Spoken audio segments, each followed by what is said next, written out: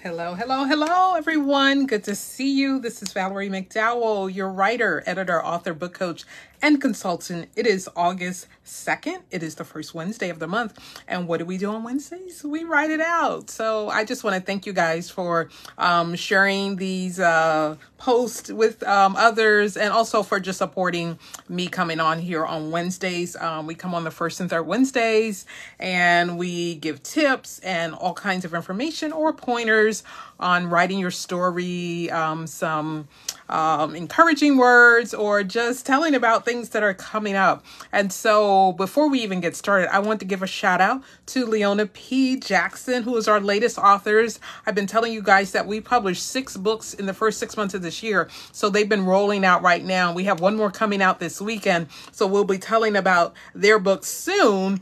And it's a group project, a collective of wonderful, amazing women who will be getting their book out. But Leona P. Jackson out there on the left coast, out there in Washington State.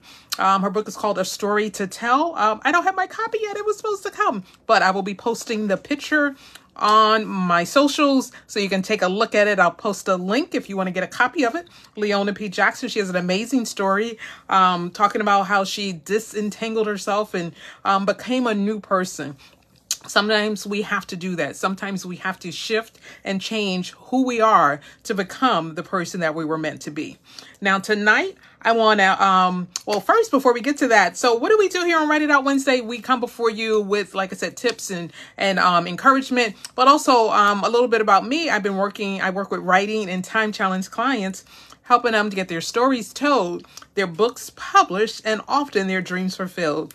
And since about the end of 2019, 2020, we have helped, including 3 of my own books, 43 books get published from idea to publish, some in as little as 60 to 90 days. So if you've been sitting on the fence trying to figure out, can I write a book? Is it time to write a book? I don't know where to get started. Hey, I'm going to put a link down below, because now is always the best time to get started on anything. And so I would be just excited to help you. I'm working with a couple of people right now, and I'm just so excited with the process. Just hearing so many different stories, ways that people are navigating. And one of my beast authors, I'll call her, Jenny Davis, OMG, she is doing a collection of short stories. And for her, a short story can be like 35 pages. And you're like, I can't even get 35 pages on my regular book. And this is a short story for her. And she's working on 5, 6, 25 stories. We'll see how many we can get into this book. We'll probably have volumes knowing her. Anyway, so tonight we're going to talk about 5 ways to help bring your story, your life story, to life in the pages of your book. So many of you have overcoming stories. You have stories about your expertise. You have stories about, your experience, your education even. So I'm going to show you 5 ways that you can bring those stories to life. So the first one is to do what we all need to do on occasion is, number 1, reflect on your life. Okay. Reflect on your life. And now, how do you do that? You begin by taking time to do a little inventory. Consider significant events, relationships, and turning points that have shaped you. I know that I'm working on a short film that I've shared with you guys, and it's really a 40-year-old story. It's like someone challenged me. They were like, if you don't write that story, I will. And, and I really saw it more as a film than a book. And so we'll see what else it becomes. But just writing that and just reflecting on what was going on at the time, that there are so many stories inside of us that the world needs to see, needs to hear, needs to read. So reflecting on your life is one. Many of you keep journals where you've been writing something down every day, sometimes for years, that you have notebooks stored in boxes throughout your house where you can pull some of those stories and turn that into a book. And then one of the things that you can do as you reflect is look for common themes. Is there something that has been a thread throughout your life, where you see, a similar pattern or a way of doing things, so that's one way that you can take your life story and turn it into a book. And number two, identify your target audience. Now, when it comes to writing a book, you need to know who you're writing it for. Every book is not for everybody. Just like every movie, every outfit, every hairstyle, every school, every neighborhood, everyone has a particular bent or way of looking at things, perspective.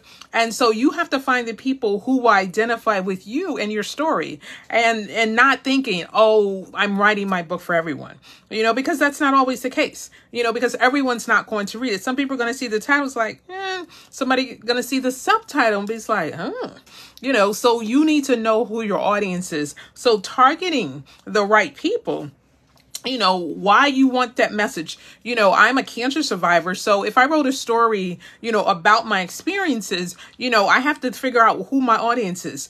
Do I want it at the beginning of my journey? Do I want it? I'm 16 years out, almost 17 years out. Do I want it for, what have you been doing since your diagnosis? That's one story. Another story is, what did cancer do to you? How did the medical profession treat you, when you went through that? So there are so many stories even in that, but picking the right story and the right audience who will resonate with the story I want to tell will be key. Okay, so that's two. Number one, reflect on your life.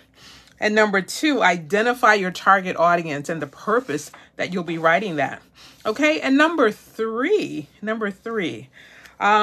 craft a compelling narrative. All right, write a good story is basically what that means. It's like, narrative is your story. It's like, what is it that you're trying to convey? What is the thing that you want people to know about your characters, about your life, about your experience, about your expertise, about, many people wanting to write memoirs now. And so what do you want people to know? And with a memoir, you're not writing your whole life. We jokingly say when you talk about Tina Turner, I don't want I was born in Nutbush, Tennessee, meaning from the very, very beginning. What are the highlights of your life? What are some significant moments? And even going back to point, number one, reflecting on your life. Are there any common themes? Are there parts of your life that this one thing or these two things are always throughout your life? Are you someone who's always loved to travel? So as a child, it was like, if there was a school trip, I want to go. If there was this, you were doing it. Or, were you the one that always made everyone feel good? Are you Miss Hospitality? Or maybe you're the fix-it person in your family that no matter what happens, you fix it. You got your hands, you can fix anything, male or female. And so different things, like sometimes there's a theme. So making sure that the story you're telling is interesting. You want people to be like, wow, either they never thought about that or, it's like my hair, that one piece wants to keep falling. But, that narrative, that story that you want to tell, you want it. Is it in chronological order? Is it, time periods? Like it doesn't have to be, totally chronological. You can pick, moments, high school, young adult years, your career, but picking something that's going to resonate, and really hook your readers. When I work with my clients, especially when we're doing the classes, it's like we need a hook for your book, okay? A hook for your book. And so what is your hook? What is the thing that's going to get the audience's attention and make them want to read your book? Okay, so always thinking about that. It's like your title can do it, your cover can do it, but you really, once it gets past those initial parts, it's like that story, that narrative really has to be something that grabs your readers and makes them want to read. Okay, that's three. Number four, seek some support and feedback. I'm a book coach. I help people kind of think through those stories. I help them see it in a different way. And I also help, add a little more heft to it sometimes. We had one of our authors, she came with a testimony that was maybe 20 pages or so. And we turned it into a book that was about 72 pages. That may not seem like a really big book, and it's not. But at the same time, it's almost 3 times more than what we started with. And so being able to pull that story out of you, is something that having some support, having feedback, and allowing other people to read that story. Like, what is their impression? That story I mentioned that's 40 years old, when I've shared it with just a couple people, they were like, that's a great story.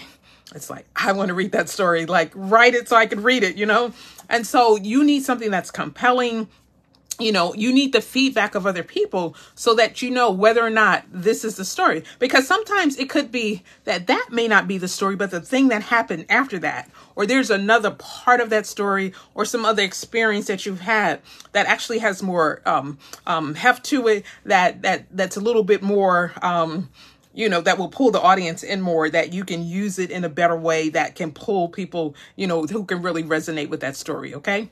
So that's number 4. And then number 5, and this is always a hard one because, everyone wants to be seen in their best light. And so the point number 5 is embrace vulnerability and authenticity. So sometimes those two things are not the way people are, at least not in the public eye. Sometimes that part is only seen by your very closest friends or family, or you may not even know who you really are. Like, you may have never been vulnerable. You may have grown up thinking that was a weakness, or you were not allowed.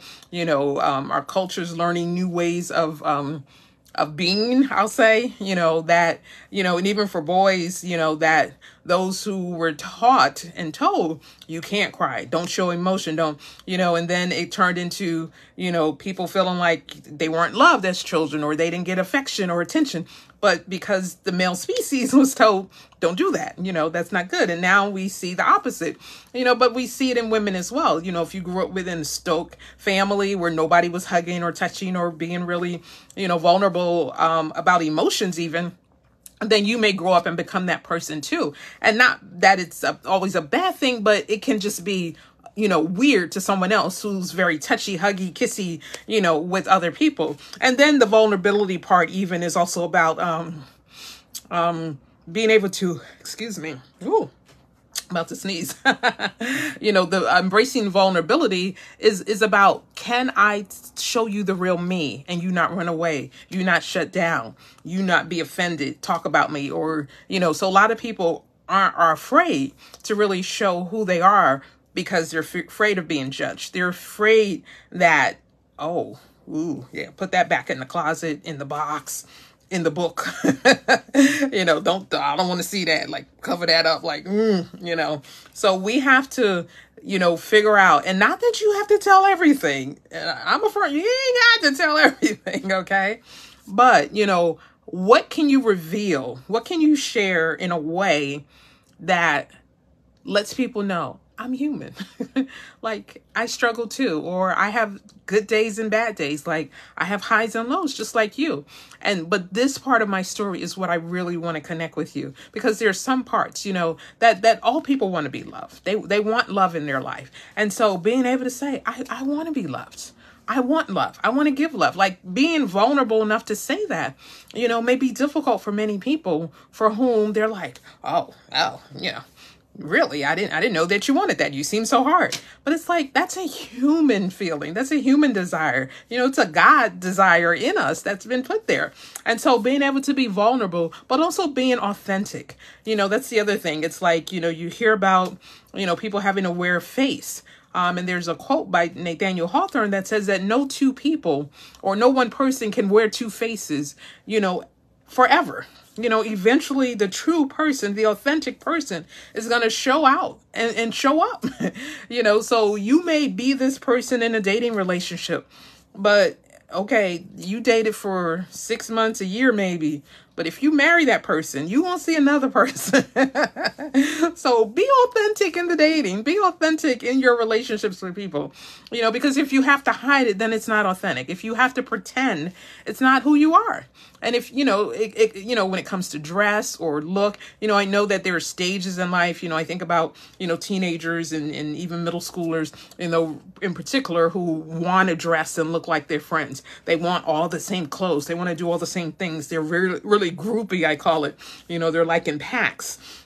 But as you get older, as you start having your own interests and don't feel like you have to be like the crowd, you have to be like everyone else, then, who you are really starts to come out, and being able to be comfortable with it and being able to stand in it and say, no, this is who I am. It's like, yes, that strategy may work for you, but it doesn't really work for me. Or the way you do your business is amazing. I love it, but I need to do mine a little bit different, and being able to be okay with that and not feel like it has to be a carbon copy of someone else. Now, certain principles can be universal and certain ways to do things can be universal, but having your spin on it, having your take is really what sets you apart from anybody else, because the only thing that makes you stand out is when you're not like everybody else, when you're not like, there's been a lot of talk about Beyonce's concert right now, how it's unlike anything that people have seen, even Oprah and Gail talking about it, like I've been to her concerts before, but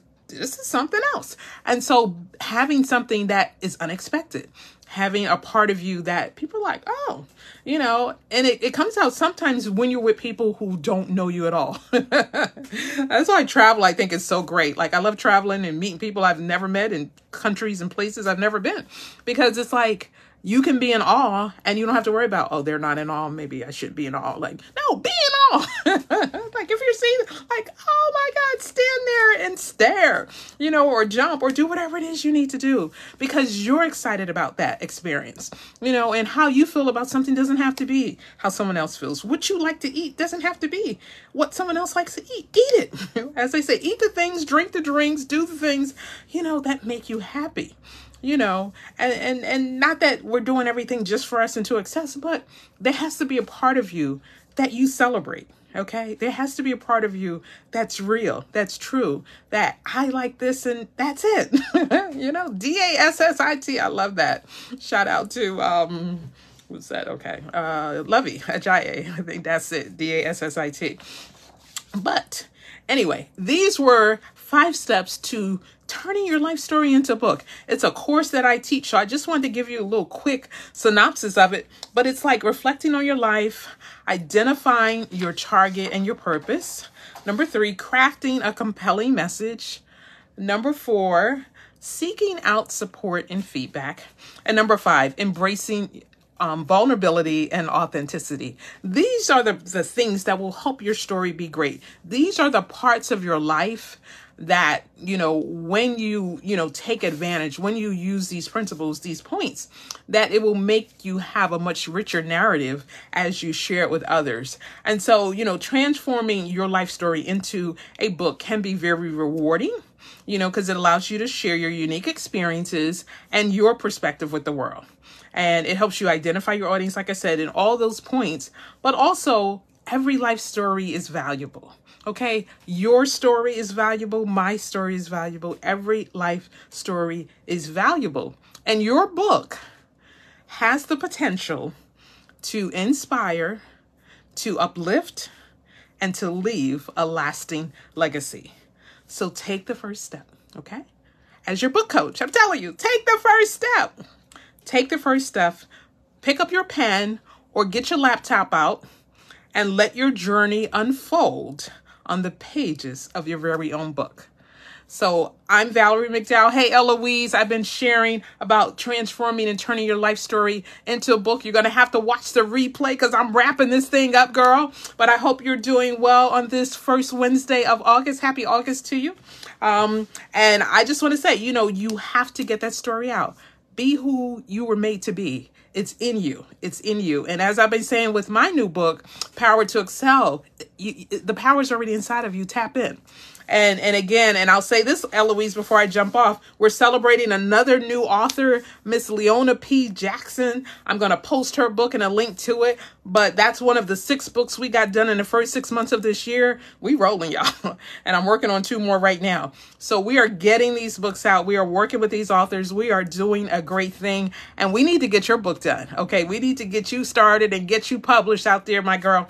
And so that we can promote you. So anyway, that's all I have for you tonight. I am Valerie McDowell, your writer, editor, author, book coach, and consultant. And I work with writing and time challenge clients, helping them get their stories told, their books published, and their dreams fulfilled. I'll see you next time. Bye.